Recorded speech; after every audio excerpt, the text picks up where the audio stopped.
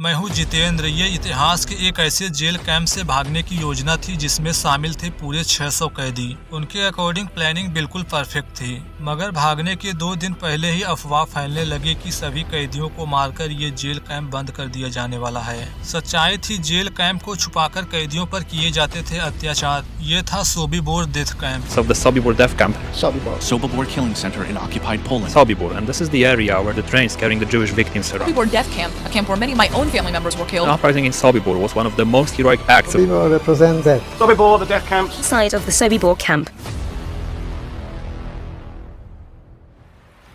Story की शुरुआत हुई साल 1943 से।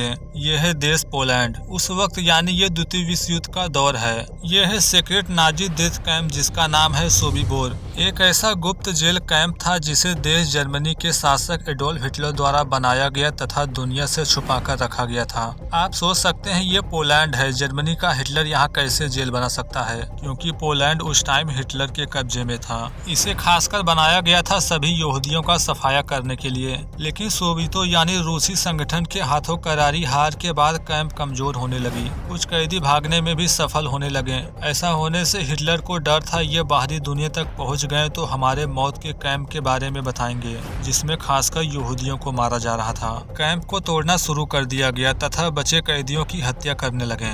डेथ कैंप्स को खत्म करने का कारण ये भी था कि रूसी आ रहे हैं। अगले 10 महीने में 90% से ज्यादा यहूदियों को मार दिया गया। कुछ यहूदी जो अभी जीवित थे इस सोबिबोर कैंप को चला रहे हैं। ये 150 एकड़ में फैला हुआ है जो 45 फुटबॉल फील्ड के बराबर था। एक सेंट्रल वॉच टावर जिसमें आर्म गार्ड तैनात है कैंप पर नजर रखता है। 2 अवैध कांटेदार तारों की बाड़ और एक अंदर की ओर फेंस। जो भी भाग्यशाली होकर बाहर निकलने की कोशिश करता है उसे गार्ड स्टेशनों की घेराबंदी और एक घातक 15 मीटर की बारूदी सुरंगों वाली पट्टी का सामना करना पड़ता है। वास्तव में ये मौत की एक भयानक मशीनरी थी। अधिकांश लोगों को ट्रेन प्लेटफॉर्म से कैंप के अंदर ले जाया जाता है। वहाँ उनसे सारी प्रॉपर्टी, कपड़े और बाल छीन लिए जाते हैं और फिर एक गैस चैम्बर में मार दिया जाता है जो एक बार में 500 लोगों से ज्यादा को समा सकता है। कैदियों के पास जैसे हुनर होते थे उन्हें दिया जाता था वैसा ही काम, जैसे दर्जी, कारपेंटर, कपड़े का काम करने वाला या चित्रकार। लगभग 90% से ज्यादा यहूदियों को मारने के बाद करीब 600 यहूदी इसी समय को जीवित रखा जाता था।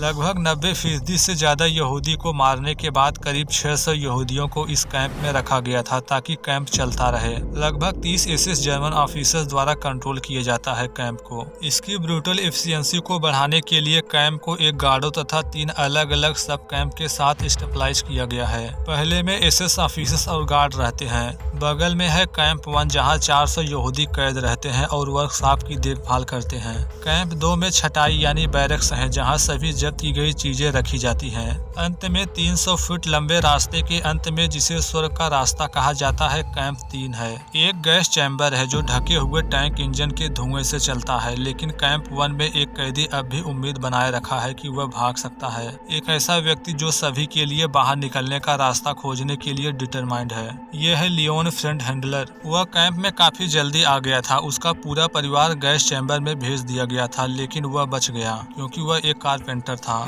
जून तक कैंप में एक्टिविटी धीमी पड़ने लगी थी। वहाँ ट्रेनों की संख्या घट रही थी। अफवाहें थी कि कैंप तोड़ा जाएगा और उन्हें गैस चैम्बर में मार दिया जाएगा। फिर 26 जून को एक ट्रेन आती है। दूसरे कैंप से आखिरी 300 कैदी लाए गए। जब ये 300 लोग पहुंचते हैं तो उन्हें गैस चैम्बर में मारने की बजाय तुरंत ट्रेन प्लेटफॉर्म पर ही गोली मार दी जाती है। उनके मौत ने क्लियर कर दिया कि बाकी कैदियों को भी मारकर कैंप बंद कर दिया जाने वाला है। ऐसे ही एक कैदी था हेम एंगलर जिसके परिवार को भी कैंप में हत्या कर दी गई थी। वह सिलाई बैरक में काम करता है। हाल ही में मारे गए एक कैदी के जेब से एक चिट्ठी मिली। लिखा था, अगर आपको ये नोट मिले तो इसका मतलब है कि हम यहूदी मारे जा चुके हैं, इसका बदला जरूर लेना। वह इसे साथी लियोन को दिखाता है। अब ऐसे यहूदी साथियों की तलाश शुरू हुई जिसके साथ मिलकर भागने के प्लान को पूरा कर सकें। दर्जन भर कैदियों को चुना गया और एक ग्रुप बनाया। हर मेंबर को कैंप के अलग अलग हिस्सों की जानकारी है या वहां तक पहुंच है। अगले कुछ हफ्तों में लोग अलग अलग योजना पर विचार करते हैं। जानते हैं जर्मन हर भागने वाले के पकड़े जाने के बाद उनके साथ क्या करते हैं। कोई एक व्यक्ति भागने की कोशिश करता है तो वे सभी को जिम्मेदार मानते थे। भले ही कुछ लोग भाग जाएं, बाकी सबका अंत निश्चित था। एस्केप का सही तरीका यही है कि हर कैदी को कैंप से बाहर निकालने की कोशिश की जाए। यही प्लान में शामिल हुआ अलेक्जेंडर नाम का बंदा। वह हर उस जगह से भाग निकला था जहां भी उसे रखा गया था। उसे प्लान में शामिल करने का एक अच्छा मौका था। बातचीत में पूछते हैं कितनों का भागना चाहिए। जवाब मिलता है सभी को। काम पर लग गए। जानते हैं वे कभी भी 600 लोगों को सुरंग बनाकर चुपके से बाहर नहीं निकल सकते। कैंप बहुत सुरक्षित है। सबसे अच्छी स्ट्रेटजी है अपने दुश्मन की सबसे बड़ी कमजोरी का फायदा उठाना। इन जर्मन सिपाहियों के मामले में कमजोरी है लालच। दरअसल यहूदियों की जब्त की गई कीमती वस्तुओं को अपने पास ले लेते थे, जिन्हें कैदियों द्वारा साफ सफाई तथा मरम्मत के लिए रखा जाता था। प्लान है इस कैंप के कुछ नाजी कैदी यानी जर्मन कैदी भी हैं, उन्हें खत्म करना और सीधे मेन गेट से बाहर निकल जाना। इसी वक्त अफवाहें फैलने लगी। 1 महीने के भीतर इस कैंप और इसके सभी कैदियों का सफाया कर दिया जाएगा। अब प्लानिंग को और जल्दी पूरा करने पर मजबूर हो गए। पहला था तैयारी। कैदियों को खुद को हथियार से लैस करना होगा ताकि वे ट्रेंड ऑफिसर्स को मार सकें। दूसरे स्टेज में था शाम की अटेंडेंस से 1 घंटे पहले कुछ कैदी 1 दर्जन ऑफिसर्स को फिक्स टाइम पर कार्यशाला में ले जाएंगे, जहां पर मरम्मत किए गए कीमती सामान लेंगे। वहां जितना संभव हो उतने लोअर क्लास के अधिकारियों को मार देंगे। तीसरा और अंतिम स्टेज होगा बाहर निकलना। बिजली और टेलीफोन लाइनें काट देंगे और कैदी ऑफिसर्स के भेष में कैदियों को मेन गेट से बाहर ले जाएंगे। वहां से सभी लोग जंगल में गायब हो सकते थे। कई हफ्तों के दौरान वेयर हाउस में काम करने वाले मजदूर चाकू इकट्ठा करते हैं। अदर टूल्स जो भागने के लिए जरूरी साबित हो सकते थे वे थे राइफल्स। जानते हैं कि कुछ यूक्रेनी राइफलें एक बैरक में हैं। इस काम की जिम्मेदारी लेता है स्लोमो नाम का बंदा। उसकी मेंटेनेंस मैकेनिस्ट के फोरमैन की नौकरी उसे कैंप के लगभग हर हिस्से तक पहुंचा देती थी। वह बाहर खड़े गार्ड से कहता है कि उसे पत्थर की मरम्मत के लिए अंदर जाना है। गार्ड को यह अजीब नहीं लगता क्योंकि वह मशीनिस्ट है। चुपचाप राइफलों को कैनवास की बोरी में लपेटता है, फिर उन्हें धीरे धीरे पीछे की खिड़की से नीचे गिरा देता है। शांति से बाहर आ गया। आसपास कोई नहीं दिखता तो किनारे घूमकर जाता है और उन राइफलों को उठा लेता है। अब हथियार मिल चुकी थी। अब इन्हें बाकी गार्ड को रास्ते से हटाने से पहले कांपों से निपटना था। ये जेल के मुखबिर इंफॉर्मर होते थे। उसे रास्ते से हटाने के लिए पहले तो उसकी पिटाई किए, उसे मरने के कगार पर पहुंचा दिए, लेकिन उसके शरीर पर कोई निशान नहीं छोड़े। उसके किडनी पर तब तक वार करते रहे जब तक वह बेहोश नहीं हो गया। अगली सुबह बाकी गार्ड से कहने लगे कि वह बीमार है और मुझे नहीं लगता कि वह ज्यादा दिन टिक पाएगा। ये योजना काम कर गई। उन्होंने उससे छुटकारा पा लिया। अब एसएस ऑफिसर्स को हटाने पर फोकस हुए। जल्द ही कैदियों ने यह अफवाह सुनी कि 15 अक्टूबर को जेल को समाप्त कर दिया जाएगा। अब 15 अक्टूबर से पहले भागने की योजना बनाई जाने लगी। कई जर्मन छुट्टी पर जा रहे थे, जिससे वहां मौजूद जर्मनों की संख्या स्वाभाविक रूप से कम हो जाने वाली थी। 30 से घटकर 15। 13 अक्टूबर को प्लान बना। योजना थी शाम 4 बजे हर एसएस ऑफिसर्स को किसी स्पेशल कार्यशाला या गोदाम में बुलाया जाएगा। अपने वहां रखे हुए कपड़े और गहनों की वस्तुएं ले सकें। यहीं से हत्या का सिलसिला समय पर शुरू होगा। जैसे ही 4:30 बजे हत्या का काम पूरा हो जाएगा, टेलीफोन और बिजली की लाइनें काट देंगे। जो ऑफिसर्स बच गए होंगे उन्हें अंधेरे में कैदियों को संभालना मुश्किल होगा और बाहर से मदद बुलाना असंभव। प्लान को सफल बनाने के लिए उन्हें किसी तरह सब कुछ एक साथ मिलकर करना था। भागने की योजना को अंजाम देने के लिए समय का बिल्कुल सटीक होना बेहद जरूरी था। ये तभी कर सकते थे जब सभी के पास घड़ियां होती, जिसे जर्मनों ने पहले ही रख ली थी। सभी तक घड़ियां पहुंचाना सबसे बड़ा चैलेंज था। यहीं पर ग्रुप में शामिल हुआ एक और बंदा, थॉमस ट्राइब्लेट। उसका काम था प्लान को अंजाम देते वक्त गार्ड को झूठा बहाना करके जूतों का याद दिलाए, जिससे वे देखने के लिए समय पर आएं। वह गार्डों को ऐसी स्थिति में डाल देगा जहां उसे दूसरे कैदी द्वारा मार सकें। लास्ट मोमेंट आ गया। वे सभी बढ़ई के दुकान में मिले, लेकिन जब सुबह हुआ तो कुछ ऐसा हुआ जिसने पूरी योजना को फेल होने के पास ला दिया। बिना किसी वार्निंग के जर्मन सैनिक कैंप पहुंच गए। कोई भी अपनी आंखों पर विश्वास नहीं कर पा रहा है। इस अननोन रीजन से ऑफिसर्स का एक ग्रुप जेल में आया है। ऑर्गेनाइजेशन की सारी सटीक योजना बर्बाद हो सकती थी। भागने का प्लान कैंसिल कर दिया। अचानक एहसास होता है कि शायद उन्हें फिर कभी भागने का मौका ना मिले। ये भी डाउट था, अगर अतिरिक्त जर्मन सैनिकों को कैदियों को मारने के लिए बुलाया गया है तो कल का सुबह उनका आखिरी होगा। जैसे जैसे दिन गुजरता गया कैदियों को एक बात समझ में आ गई। नए आए लोग किसी को मारने नहीं बल्कि अपने साथी सैनिकों से मिलने आए थे।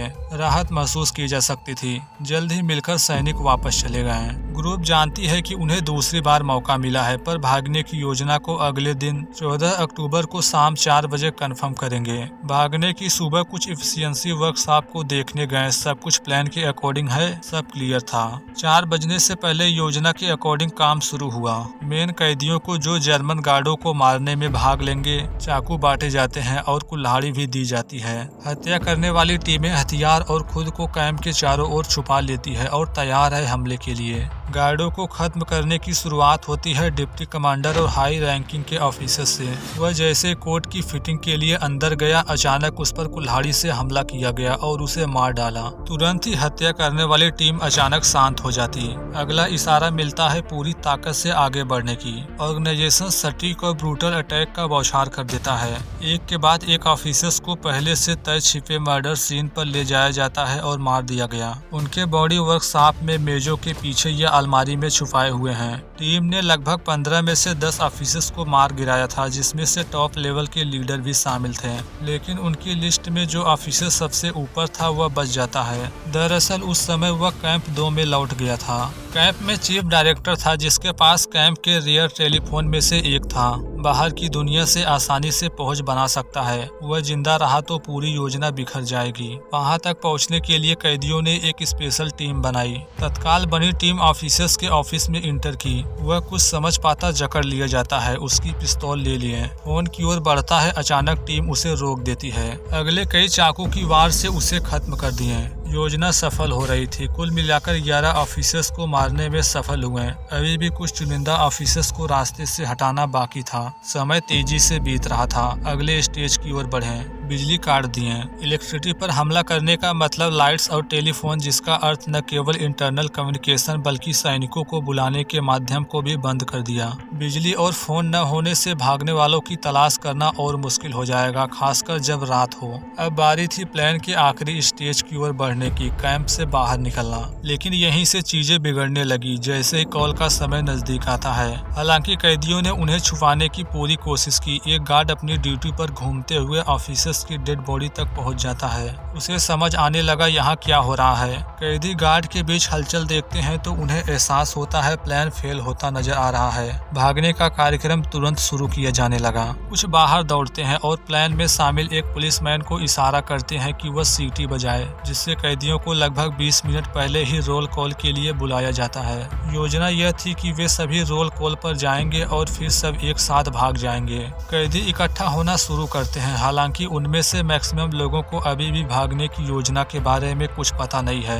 बाकी जर्मनों को समझ आ गया कि हो क्या रहा है। मेन गेट तक पहुंचने के सभी रास्ते बंद करने के लिए आगे बढ़ें। अगर कैदी अभी नहीं आए तो गार्ड की आजादी का एक मौका खत्म कर देंगे। कैदियों का लीडर जोश के साथ चिल्लाया, भाइयों और बहनों, समय आ गया है। अगर हम में से कोई भागने में कामयाब हुआ तो वह दुनिया को बताएगा कि क्या हो रहा है यहाँ। उसका स्पीच कैदियों को प्रेरित किया। फेंस की ओर दौड़ना शुरू किए। अचानक इनके बीच एक ऑफिसर आ पहुंचा। भीड़ पर गोली चलाना शुरू कर दिया। बट कुछ कैदियों के पास भी हथियार था। जैसे सूरज ढलने लगा कैदियों के पास केवल 2 ऑप्शन थे। फेंस को गिराकर बारूदी सुरंग वाले एरिया से होकर आगे बढ़े, जहां गलत जगह पैर पड़ने से जान भी जा सकती है, या ऑफिसर्स के हाथों मारे जाएं। मेन गेट से चुपचाप निकलने की योजना फेल हो जाने से जर्मन बैकअप जनरेटर से कैंप के कुछ फ्लड लाइट जलाते हैं। ऐसा होने से कैदियों के अंधेरे में भागने का प्लान नाकामयाब हो जाता है। लोग समझने की कोशिश कर रहे हैं कि अब मुझे क्या करना चाहिए। क्या भाग जाऊं या रुकूं और उम्मीद करूं कि जर्मन मुझे नहीं मारेंगे।